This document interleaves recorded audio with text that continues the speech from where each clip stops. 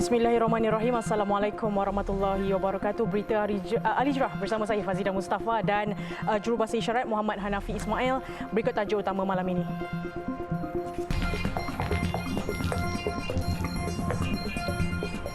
Mayat lelaki lemas ditemui di dasar sungai.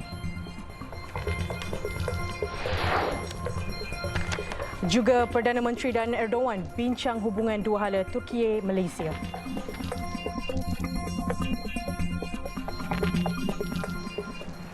Insiden pokok tumbang berdekatan Kampung Bukit Cina Kok Lanas menyebabkan 3 beranak maut selepas kereta dinaiki mereka dihempap pokok terbabit malam semalam.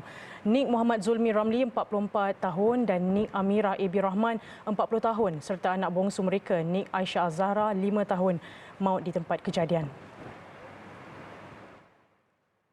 Dua lagi anak pasangan itu, Nik Adilia Zulaika 11 tahun serta Nik Adam Zarif 9 tahun terselamat dan dibawa ke Hospital Machang untuk mendapatkan rawatan lanjut. Ketua Balai Bomba dan Penyelamat Ketereh, Muhammad Roslan Omar berkata, pihaknya menerima laporan berkenaan kejadian itu pada 8.06 malam semalam. Kejadian membabitkan dua kenderaan iaitu Nissan Sentra dan Honda City. 3 mangsa tersepit di dalam kereta Nissan Sentra disahkan meninggal dunia, manakala 2 lagi selamat.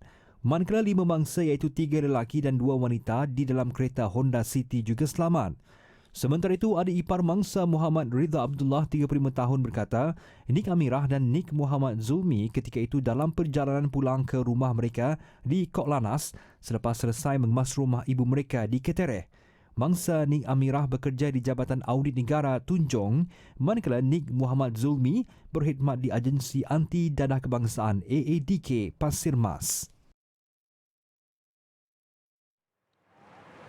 Seorang lelaki warga tempatan yang dikhawatiri lemas ketika beriadah di Sungai Taman Rekreasi Alur Lempah Kuala Kubu Baru di Hulu Selangor pagi tadi ditemukan di dasar sungai berkenaan pada jam 1.21 tengah hari tadi.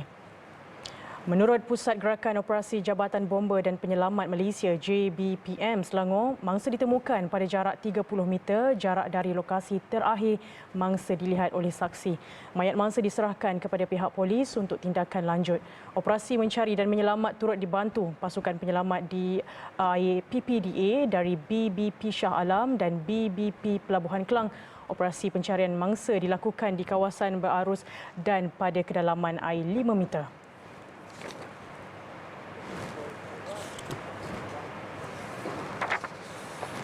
Kementerian Kesihatan akan menilai keperluan pemberian vaksin influenza kepada individu berisiko bagi mengawal penularan penyakit seperti influenza ataupun ILI.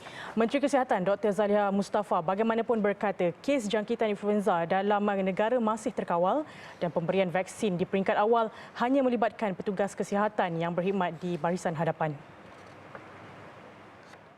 Buat masa ini kita lakukan untuk staf dahulu sebab mereka adalah pertahanan hadapan lah, ya. Jadi insya-Allah kalau ada bajet kita boleh fikirkan juga kemungkinan untuk rakyat-rakyat yang ada risiko lah, ya. Tapi buat masa ini kita bagi untuk petugas kesihatan dahulu. Berdasarkan Minggu Epidemiologi ke-30 iaitu dari 23 Julai hingga 30 Julai lalu, kadar kemasukan ke hospital akibat ILI hanya 7.1% dan fasiliti awam mampu untuk menampung jumlah pesakit jika kes influenza terus meningkat. Beliau ditemui selepas merasmikan klinik kesihatan Manir di Kuala Terengganu. Klinik kesihatan yang dibina dengan kos RM19.7 juta itu mula beroperasi pada Januari 2020 bagi menggantikan klinik lama berusia 54 tahun dan ia mampu menerima 600 pesakit pada satu masa.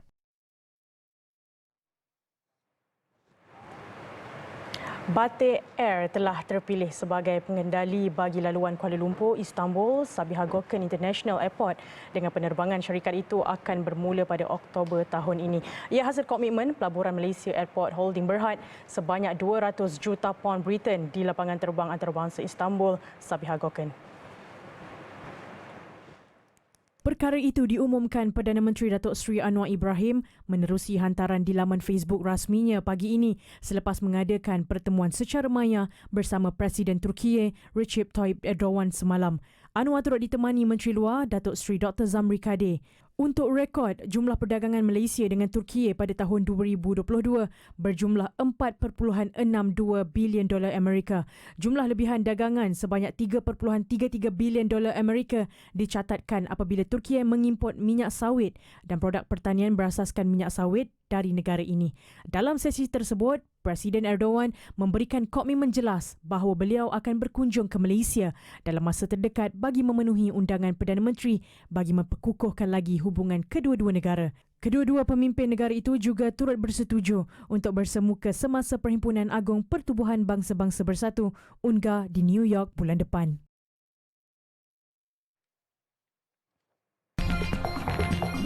Baik, selepas ini inisiatif Al-Falah manfaat 73,000 asnaf. Kajian impak inisiatif Payung Rahmah akan dibuat bagi memastikan program-program yang telah dilaksanakan sejak Januari lepas dapat memberi kesan positif kepada rakyat. Pemangku Menteri Perdagangan Dalam Negeri dan Kos Sara Hidup, Dato' Armizan Muhammad Ali berkata kajian itu melibatkan kerjasama Institut Pengajian Tinggi Awam dan akan dilaksanakan dalam masa terdekat. Kita akan melaksanakan satu kajian impak. Kajian impak bukan hanya melihat kepada keberkesanan program ini, tetapi kajian impak juga untuk bagaimana kita dapat memastikan kemampanan dan kelestarian inisiatif Payung Rahmah ini. Kita mahu program ini sustain, diteruskan kerana ia cukup baik. Jadi kita tengah menilai dan membuat kajian bagaimana kita mendapatkan kerjasama lebih banyak pihak. Dato' Armizam ditemui pada program Jelajah Jualan Ihsan Rahmah peringkat negeri Selangor di Bangi. Dalam tempoh 7 bulan pertama pelaksanaannya, program Jualan Rahmah mencatatkan 2.1 juta pengunjung dan mencapai rekod jualan sebanyak 57 juta ringgit. Sebelum ini, kerajaan memeruntukkan 100 juta ringgit pada tahun ini bagi pelaksanaan Jualan Rahmah, manakala Perdana Menteri Datuk Seri Anwar Ibrahim telah mengumumkan peruntukan tambahan sebanyak 50 juta ringgit bagi tujuan perluasan pelaksanaan program Jualan Rahmah ke setiap Dewan Undangan Negeri DUN melalui 3 model iaitu kaedah di dalam premis, luar premis dan Jualan Rahmah bergerak melalui konsep #Kedai Cari Rakyat. Usaha mengurangkan beban kos sara hidup khususnya golongan asnaf terus menjadi antara fokus utama Jabatan Perdana Menteri Hal Ehwal Agama. Ia berdasarkan beberapa inisiatif yang telah dan sedang dilaksanakan oleh kementerian itu sepanjang 7 bulan pertama pentadbiran Kerajaan Perpaduan.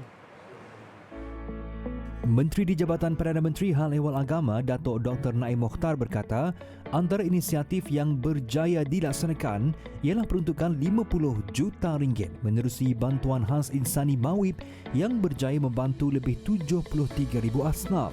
Alhamdulillah, sebanyak 50 juta ringgit diperuntukkan untuk membantu golongan asnaf. Insentif khas ini memanfaatkan seramai 73,350 orang asnaf di seluruh negara, 350 buah sekolah dan 15 hospital atau pusat kesihatan di wilayah persekutuan. Peruntukan hampir 10 juta ringgit pula telah meringankan beban 29,977 orang pelajar asnaf melalui program Kasih Asnaf Back to School. Manakala menerusi program My House yang melibatkan dana atau peruntukan melalui sumbangan wakalah badan korporat pula, 5 buah rumah untuk asnaf berjaya dibina, manakala 5 lagi berjaya dibaik pulih. Tidak dilupakan golongan usahawan kategori Micro SME. Hibahan 2 minit percuma di Berita Al-Hijrah menerusi program CSR Bincang Niaga segmen usahawan cottage bermula Januari hingga Mac 2023 lalu telah berjaya membantu usahawan industri cottage di seluruh negara. Inisiatif membantu usahawan kecil telah dilaksanakan pada Januari sehingga Mac 2023, iaitu peluang hibahan 2 minit di dalam Berita Al-Hijrah secara percuma.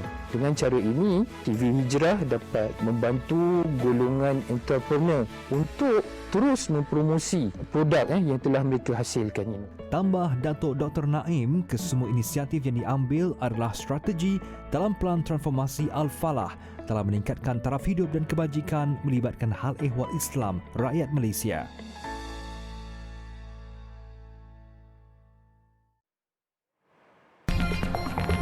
Baik, selepas ini tradisi pasar bisik masih popular.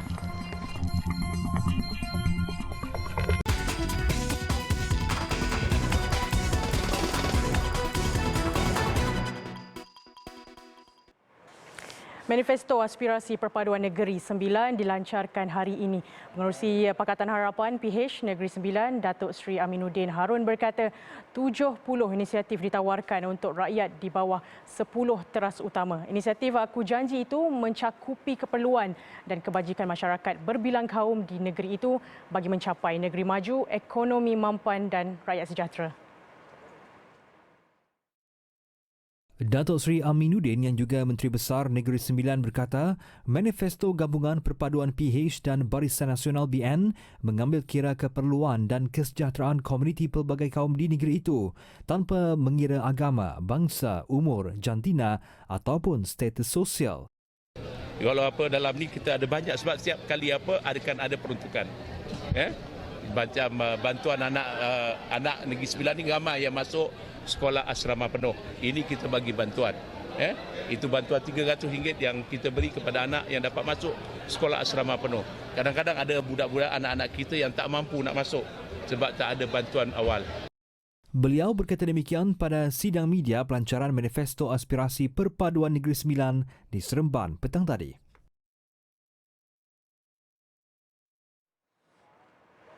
Dalam kelantangan suara, parti dan calon bertanding berkempen pada pilihan raya negeri PRN di Kedah ada suatu kawasan yang lebih tenang. Mereka yang berada di situ hanya boleh berbisik bagi menjalankan urusan. Sri Efa Mustafa Al-Bakri yang berada di Kuala Muda Kedah ada ceritanya.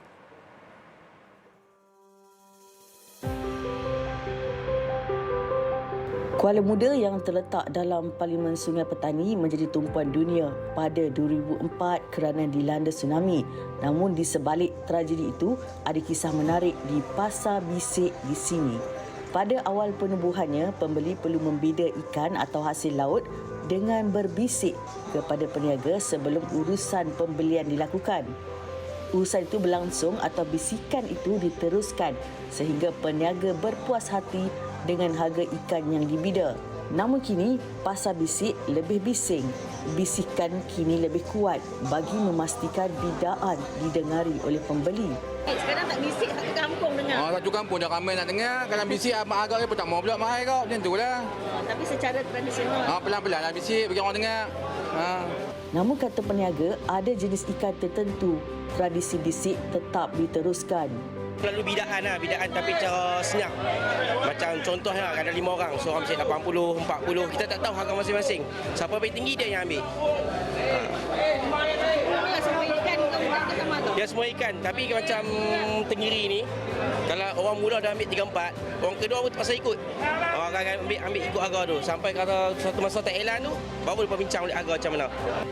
Yang pastinya, selain ikan segar, harga yang ditawarkan peniaga adalah lebih murah berbanding di pasar lain. Dan bagi pembeli yang baru mencuba-cuba berbisik, mereka berasa seronok apabila bidaan mengena. Tak, selalu memang macam ni lah. Kadang-kadang pergi belah Hanu. Belah Hanu pun pergi juga kadang-kadang. Sini kadang dapat murah. Murah. Kira bagi makcik lah. Orang lain tak tahulah kan. Bagi macam selalu ikan tenggiri tu pun kau berapa? Sini 30 lebih lah dia bagi. Tempat lain mungkin 40 lebih. Konsep dia tadi, dia orang bisik sama-sama dia orang. Lepas tu saya pun try lah bisik tanya harga kan. Kalau rasa berpatutan tu saya decide untuk beli lah. Takkan ni mengena lah harga tu. Kalau nak compare dengan market biasa, sini murah sikit lah. Dalam gairah membisik harga ikan, kisah lebih 400 nelayan juga harus dititik beratkan. Ada periuk nasi yang perlu dijaga. Kudrat mereka yang keluar petang dan balik awal pagi harus dihargai. Tanpa mereka, jaminan bekalan makanan akan terganggu. Bot sederhana dan kecil yang mereka guna bagi menangkap ikan dan hasil laut perlu berlayar setiap hari. Namun dalam keadaan air sungai yang sering kering dan tiada titik kecil bagi memunggah hasil laut, ia sedikit sebanyak menyusahkan hidup mereka. Bagi Nazrin Osman yang telah menjadi nelayan lebih 30 tahun di Kuala Muda, dia mahu muara sungai dikorek setiap 3 bulan. Tambahnya, bakal adun kawasan tersebut perlu mendengar keluhan mereka. Kita kalau boleh nak mohon tambahkan jeti pasal nelayan ni masalah di sini ni ayak dia suka kering. Dia ada musim dia dalam 3 bulan ni dia musim jenis kering. Bila kering nelayan susah nak keluar. Bekalan dalam dia dah kering. Ingat nak suruh pihak atasan lah minta buat titi penambahan. Lepas tu korek arus sungai. Arus sungai ni memang kena korek. Dalam 6 bulan sekali kita korek pun alhamdulillah kalau kerajaan boleh buat macam tu. Untuk terusan kita nak keluar. Kadang ayat surut, kita sampan kecil saja tapi tak boleh. Dia kena bertim pasir kan. Dan bagi menjamin tradisi pasar bisik, seorang lagi nelayan Nur Azmi Shafar berkata sesuatu perlu dilakukan kepada peraih yang sering bermain dengan harga atau manipulasi harga sehinggakan pendapatan nelayan terjejas. Ini kira perih yang lebih kurang pasal harga pasaran tu kan, pasal dia bisik. Dia harga dia tak menentu kan. Kalau kata hari ni sekilo, kalau kata misalnya kan, kalau kata ikan hari ni sekilo RM10, esok mungkin boleh turun, mungkin boleh naik. Dia harga dia tak menentu. Tengok pada peraih pula. Keunikan pasar bisik ikan Kuala Muda ini bukan sahaja menggamit pembeli, pemborong dan pengusaha restoran. Ada kalanya ramai pelancong datang ke sini semata-mata mahu melihat tradisi pasar bisik.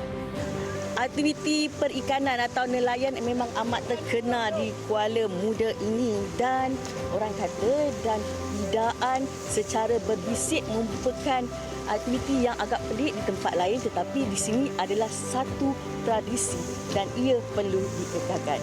Laporan Serifah Mustafa Al-Bakri dan jurukamera Mazan Seman untuk Berita Al-Hijrah.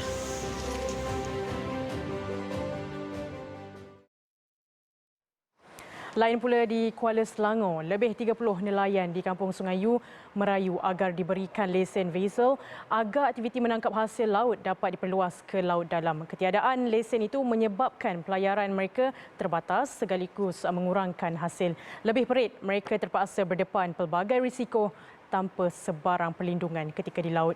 Luahan itu disuarakan kepada wartawan Baizura Syafi'i. Ketua Pengkalan JT Kampung Sungai Yu, Yasir Muhammad yang sudah lebih 20 tahun menjadi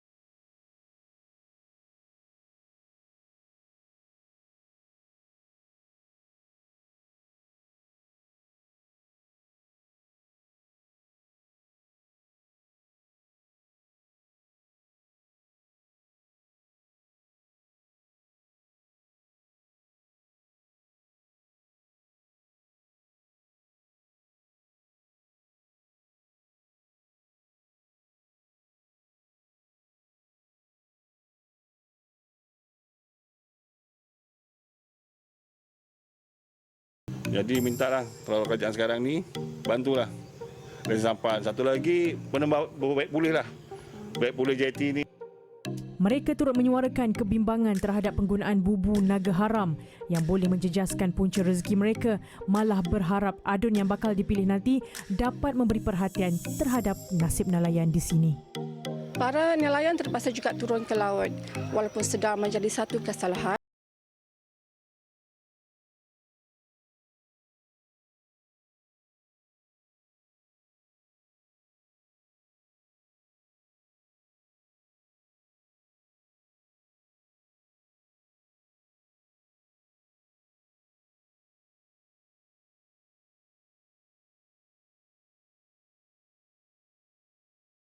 Kuala Kedah memerlukan pelan pelancongan yang lebih sistematik bagi memastikan jumlah pengunjung yang tinggi ke kawasan itu dapat dimanfaatkan sepenuhnya. Ketika ini, kekurangan lokasi menarik menyebabkan Kuala Kedah hanya menjadi lokasi transit pelancong untuk ke Pulau Langkawi dan ia tidak memberi banyak manfaat ekonomi kepada penduduk setempat. Wartawan Zaim Zamani ada butirannya. Di Kuala Kedah terletaknya salah satu jeti utama untuk ke destinasi pelancongan popular di Kedah, iaitu Pulau Langkawi. Difahamkan ratusan ribu pelancong menggunakan jeti Kuala Kedah untuk masuk ke Pulau Langkawi setiap tahun. Namun impak kehadiran pelancong yang ramai itu tidak begitu dirasai penduduk setempat. Kekurangan lokasi dan aktiviti pelancongan menarik dipercayai menyebabkan pelancong luar tidak banyak berbelanja di Kuala Kedah.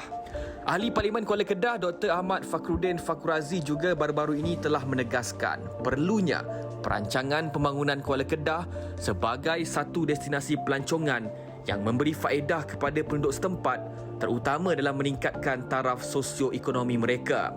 Salah satu perkara yang boleh dilakukan katanya ialah menjadikan Kuala Kedah sebagai destinasi pelancongan makanan laut disebabkan geografinya yang berhampiran dengan pantai.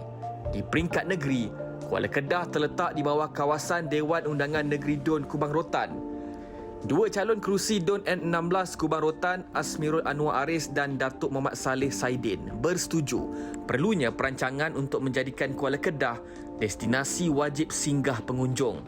Kedua-dua mereka telah mempunyai perancangan untuk menjadikan Kuala Kedah antara destinasi pelancongan utama di negeri jelapang padi itu. Tetapi perbincangan saya dah mula buat perbincangan iaitu kalau Kuala Kedah ada waterfront contohnya. Satu, dia beri impak pelancongan. Yang kedua, dia beri impak ekonomi. Dia beri impak dalam pelancongan ni, contohnya dia selain dia pergi menjadi nelayan, dia juga boleh menjadi pelancong untuk membawa bot-bot mancing. Lepas tu impak ekonomi untuk menjaga peniaga kecil, memberi impak kepada kedai-kedai makan di kawasan seluruh Kubang Rotan dan Kuala Kedah ini. Kita kena bagi kawasan Kubang Rotan Kuala Kedah ini pelbagai aktiviti ni kena ada nak bagi tahu. Dengan aktiviti inilah nak bagi tahu barunya di sini ni jadi makmur, orang-orang mau berniaga, kedai-kedai mau berniaga kan. Dan juga dari segi macam dengan saudara sebut tadi itu, dari segi orang panggil sini tempat tumpuan sebagainya, tempat ini pun kena cantik nak bagi tahu kan, dengan landscape-nya kan, dengan peniaga-peniaga yang bersungguh-sungguh untuk berniaga ini pun kita kena bagi ada di Kubang Rotan di Kuala Kedah ini, dan kita kena bersama dengan depa untuk bagi semangat kepada depa dan tunjuk ajak kepada depa untuk depa orang panggil apa buat sampai berjaya lah kalau berniaga depa tu. Saya tentulah saya punya ni. Kedua-dua mereka bertekad sekiranya diberikan mandat oleh pengundi Dun Kubang Rotan, mereka akan bekerja keras untuk meningkatkan ekonomi penduduk tempatan di kawasan itu dengan memanfaatkan kehadiran ratusan ribu pengunjung luar ke Kuala Kedah. Jumlah pengunjung yang ramai ke Kuala Kedah perlu dimanfaatkan sebaiknya. Pembangunan di Kuala Kedah mampu menjadikan bandar itu lokasi persinggahan sebelum atau selepas orang ramai ke Langkawi yang sekaligus akan memberi manfaat kepada sosioekonomi penduduk tempatan. Laporan Zaim Zamani untuk Berita Al-Hijrah.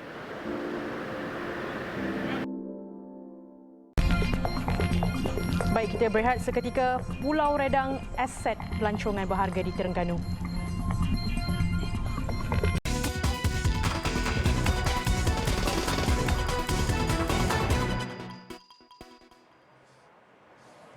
Pulau Redang, khazanah tidak ternilai di negeri Terengganu kerana keindahannya yang memukau setiap pelancong tempatan dan luar negara. Popular dengan aktiviti menyelam dan snorkeling, ia tetap menjadi tarikan walau apa jua situasi. Namun adakah pulau terbesar di pantai timur itu benar-benar memberi kepuasan kepada pelancong tempatan dan luar negara ketika meneroka pulau berkenaan? Wartawan Hadiza Faisal ada butirannya.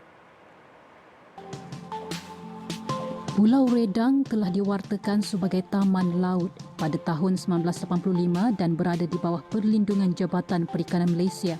Aset Terengganu ini memiliki pantai pasir putih paling halus di dunia.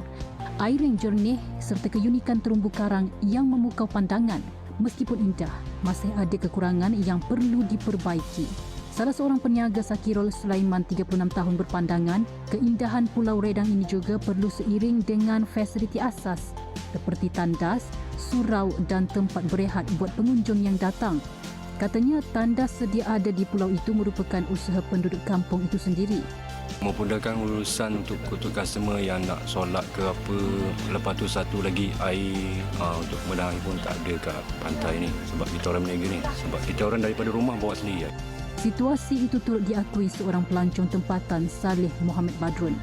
Untuk kesudahan kalau boleh, kemudahan awam lah seperti toilet, seperti macam chalet-chalet ke surau kalau boleh. Justru itu, rata-rata penduduk dan pelancong amat berharap agar pihak berkaitan dapat memberi perhatian berhubung isu itu agar Pulau Redang menjadi lokasi yang mesra pelancong dan kekal relevan sebagai pulau tarikan di mata dunia. Adalah suatu yang merugikan sekiranya pembangunan dari pelbagai aspek tidak dilakukan di Pulau Redang ini dan diharapkan tampuk pimpinan akan datang dapat melaksanakan segala cadangan dan plan strategi untuk membangunkan dan mengekalkan keindahan Pulau Redang ini sekaligus mengukuhkan lagi sosioekonomi penduduk. Khadijah Faisal melaporkan untuk Berita Al-Hijrah.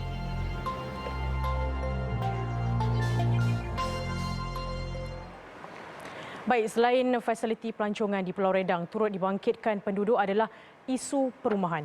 Ketika ini hanya 160 unit rumah dibina di pulau terbesar di pantai timur itu dan ia perlu diberi perhatian memandangkan populasi penduduk semakin meningkat. Untuk perinciannya, kita bersama Khadijah Faisal. Silakan Izzah.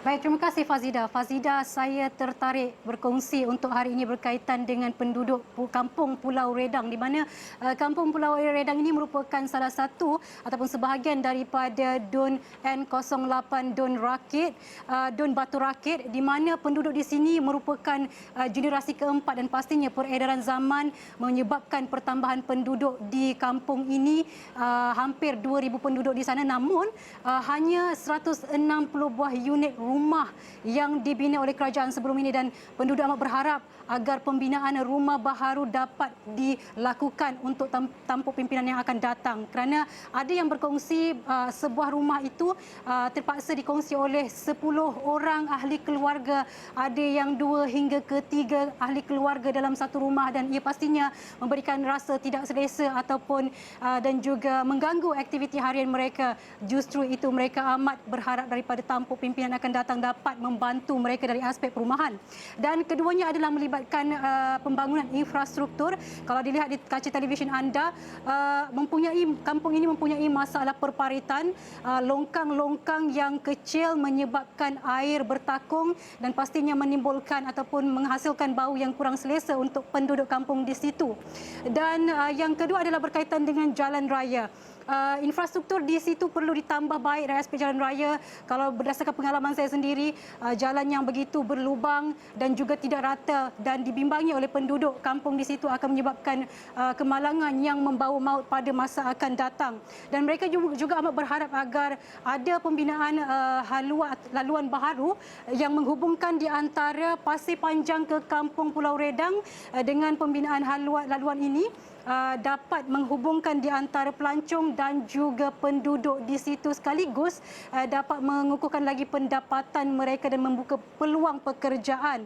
Dan saya juga dapat berpeluang bertemu dengan YB Bazar Abdul Rahman yang juga mendengar rungutan penduduk berkaitan dengan feri dan beliau sekiranya beliau berpeluang untuk menjadi tampuk pimpinan akan datang, beliau akan tambah baik dari aspek kekerapan pengangkutan itu feri dari pulau ke darat ataupun ke Pasar Payang. Dan kami cuba untuk mendapatkan respon daripada calon yang bertanding di situ namun gagal, tidak ada respon daripada pihak calon PAS. Dan saya kira sampai di situ saja laporan yang saya dapat kongsikan kepada anda semua. Assalamualaikum warahmatullahi wabarakatuh. Baik, terima kasih Izzah daripada Terengganu dan kita akan berehat seketika, kembali nanti. Pasar terapung Persis Thailand, lubuk rezeki penduduk setempat.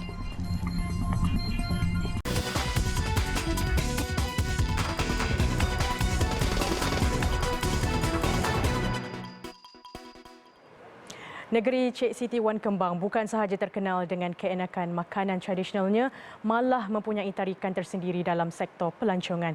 Seperti Thailand, negeri itu juga mengangkat populariti pasar terapung yang mampu menarik lebih ramai pengunjung. Ikuti laporan wartawan Hanisa Hasanuddin yang sempat meninjau keunikan pasar terapung Pengkalan Datu di Kota Baru.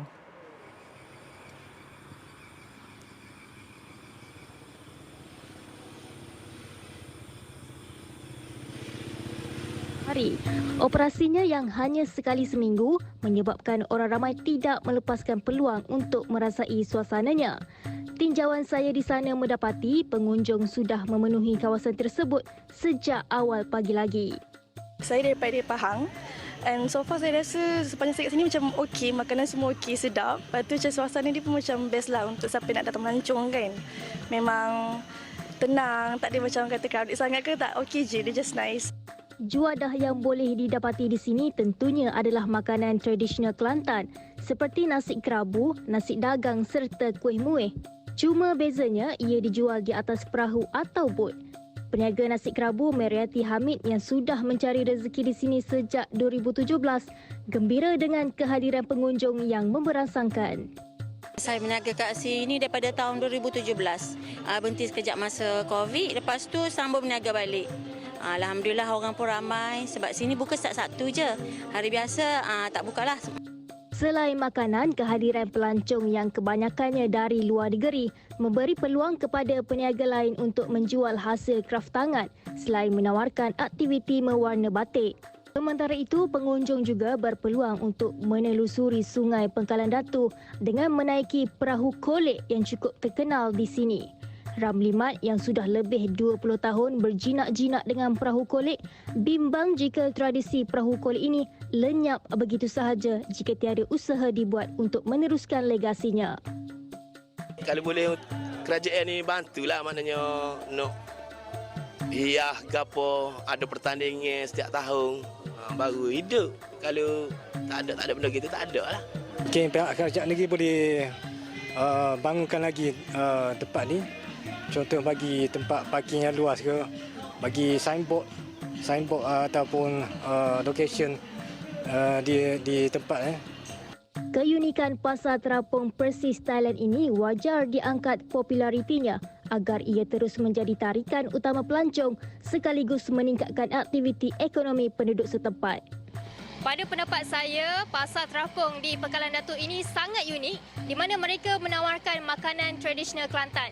Selain itu, pengunjung juga boleh menaiki bot tradisional ataupun perahu kolek di mana perahu kolek ini diperbuat daripada kayu dan masih ada di Malaysia ini. Hanisa Hasanuddin, Berita Hijrah.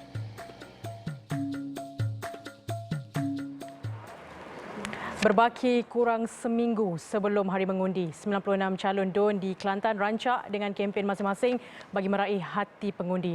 Dan pastinya apa yang diharapkan penduduk di negeri Serambi Mekah itu adalah pembaharuan serta penambahbaikan untuk pentadbiran 5 tahun akan datang. Untuk perkembangan di sana, kita bersama Hanisa Hasanuddin di Pasar Putih. Silakan Hani. Baik, terima kasih Fazida di studio. Assalamualaikum, selamat malam. Tinggal kurang seminggu sahaja lagi untuk kesemua 96 calon memperjuangkan bagi menyelesaikan isu serta keperluan rakyat di Kelantan ini. Antara isu yang popular diutarakan bagi pihak pembangkang maupun kerajaan adalah isu air dan banjir. Tetapi pada malam ini Fazida, ingin saya fokuskan satu isu yang masih tidak selesai. Hampir 10 tahun, iaitu di DUN Semerak Pasir Putih Kelantan ataupun N31. Sekarang ini saya berada di Jalan Bypass Pasir Putih Ketuk Bali dan kalau anda boleh lihat belakang saya ini terdapat satu simpang 4, keluasannya agak besar namun tiada lampu isyarat. Kata penduduk di sini, kemalangan kerap berlaku. Bukan sahaja kemalangan biasa tetapi kemalangan yang melibatkan nyawa. Kata mereka, aduan demi aduan telah dibuat namun masih tiada tindakan. Orang sini goyak, sini tempat ngusik. Itu kata pendapat orang kampung di sini kerana hampir 2 kali sehari ataupun setiap bulan pasti wajib berlaku kemalangan di sini. Dan dengan kejadian tersebut, pihak penduduk di sini amat berharap agar mana-mana calon yang dipilih menjadi wakil rakyat di sini dapat menyelesaikan isu ini dengan yang pertama sekurang-kurangnya meletakkan papan tanda amaran, yang kedua membuat bonggol di kesemua jalan sebelum menuju ke simpang ini, dan yang ketiga yang paling penting iaitu memasang lampu isyarat ataupun membuat satu bulatan atau roundabout. Dan sebelum saya berakhir, ingin saya kongsikan sedikit di DUN Semerak N31 ini akan menyaksikan pertembungan 1 lawan 1 di mana calon PHBN adalah Marshella Ali atau lebih dikenali sebagai Sheila Cikgu Ali Golok, dan penyandangnya calon PAS Nur Syam Sulaiman atau mesra dengan gelaran Nur Syam Cikgu Abang. Baik Fazida, itu saja dari Kelantan pada hari ini. Kita kembali bersama Fazida di studio. Baik, terima kasih Nisa Hasanuddin, wartawan kita di Pasir Putih. Dan baik itu saja, sekian untuk malam ini. Saya Fazida Mustafa dan jurubahasa isyarat Muhammad Hanafi Ismail. Satukan ummah dengan ilmu bagi perkasa Malaysia Madani. Assalamualaikum dan selamat malam.